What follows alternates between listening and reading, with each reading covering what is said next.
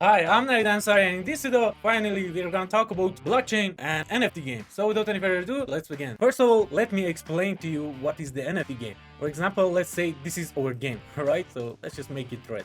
This is our game, and we have some player on it, some character on it, okay? So let's just use different color for different players, okay? This one red, this one blue, and this one this color, okay? So we have 4 NFT characters, and whoever that wanna play our game, they can buy these characters and with their powers and with their rarity and all of those, and they can use these characters to play our game, okay? And each player can have how many character that they want to have, but they should pay for it, okay? And when you sell this character to a player, it is his or hers, okay? So it's not yours anymore, and nobody else can buy this character from us anymore. And just the one that has this player on their wallet, they can sell it to other players, okay? So this is our game. Let's say this is blockchain, okay? So let me call them. So this is our game, and this is blockchain, okay? So for us to be able to sell character and NFT character to our clients, we need to put our characters in the blockchain, okay? And how we do that? We do that with something that is called a smart contract, okay? So for example, now we have 4 characters, and now we want to create some contract for them. You can create 4 contract for these 4 character, but it takes you more money, because when you want to deploy something, upload something on blockchain, they need you to give them money to the blockchain, right? Because the blockchain is network of a lot of computers that you can call it miners, and when you want to upload to it or change something in it, you should pay some money. That it called gas fee, okay? So remember this stuff: a smart contract and gas fee. So whenever you want to put something on blockchain, and whenever you want to change something on blockchain, you should pay a gas fee, for example in Ethereum, okay? So for putting our characters in the blockchain, we need a contract, okay? So let's just use this for our contract, okay? So this is our contract, okay? So this is our contract that we put all of our character in this contract, and after we make sure that this contract work in our local machine, we upload it to the blockchain. And when we upload that code, we can't change any code anymore, okay? So we can change it. So we should use some software to test our contract, and after that upload it to mainnet or Ethereum mainnet or Polygon mainnet or whatever network that you want to deploy it or upload it, okay? So we put all of these characters, let me put them in here like this. We put it in our contract. When we create our contract with our characters, we should deploy it to blockchain, okay? And when you deploy it, you can't change any code anymore, okay? But you can change some variables in it. So for example, the price of each character, you can change it. The level of each character, the rarity of each character, and all of those information, you can change them, but you can't change the actual codes, okay? So when you deploy it, you can't change it anymore.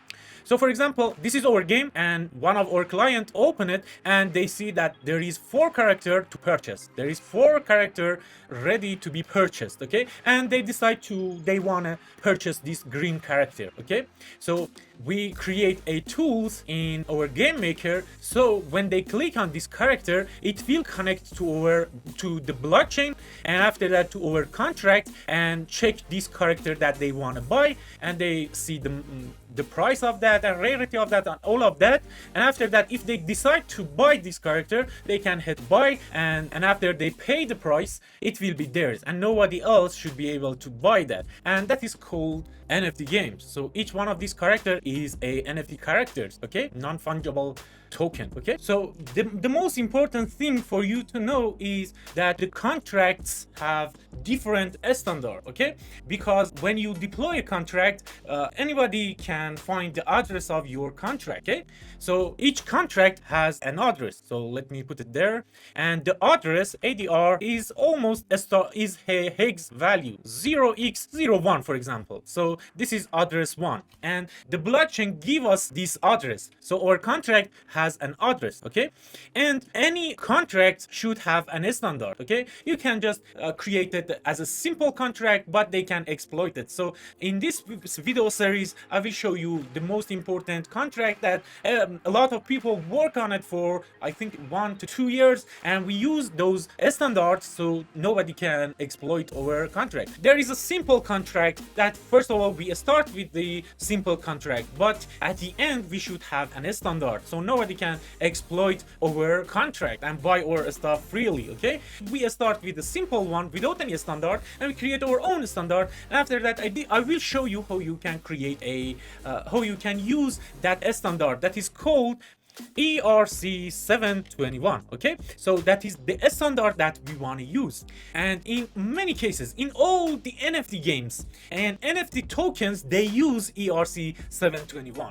Everybody use it, so we use it as well. So the next topic that I want to talk about is our player, okay?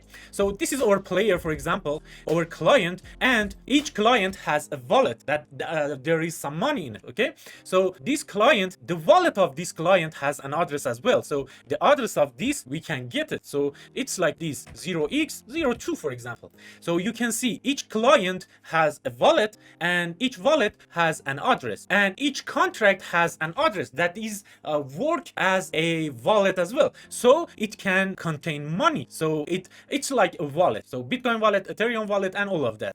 So like our client has a wallet, our contract has a wallet as well, and we as a developer, we have a wallet as well. So it has an address ADR equal, for example, 0x03, okay? So this is our client, this is us, and this is our contract, and each one of these has a address. So for example, our client want to buy this character in here, okay? And when they click on this character to buy it, our game will connect to blockchain with the address of our contract, and inside this contract execute the buying function of this character that the client want to buy. For example, let's say our client want to buy this character in here. So, and in their wallet they have $2, and the price of our character is $1, okay? So what they should do, they should go to our game, click on this character to buy it, and our game will connect to blockchain with the address of our contract and execute the function of this green character. And if they put enough money, for example $1, they can sign this contract and buy this character. And know when they buy it and sign this contract for this green character, the amount of money in here will be -1, and the amount of money in here will be 1. So no, our contract has $1 in it, okay? So let's just put $sign in here. So it has $1 now, and this one has 2 minus $1, okay? Let me do it this way, equal $1. So because the client buy this character, no, our client has $1 and our contract has $1, but us, we don't have any money yet. We didn't get any money. So for getting this money that is inside our contract, we should create a function for getting that money from our contract to address of our wallet, okay? And we will do all of that in local machine, and after that we go to a testnet, online testnet, and after that we finished with our game, we will deploy or upload our contract to the blockchain, the mainnet blockchain. So please watch this video and think about it, and in the next video we will start coding our contract. Please, if you want to help me, hit that like button. It's my honor to have you here. Thank you very much for watching. Bye.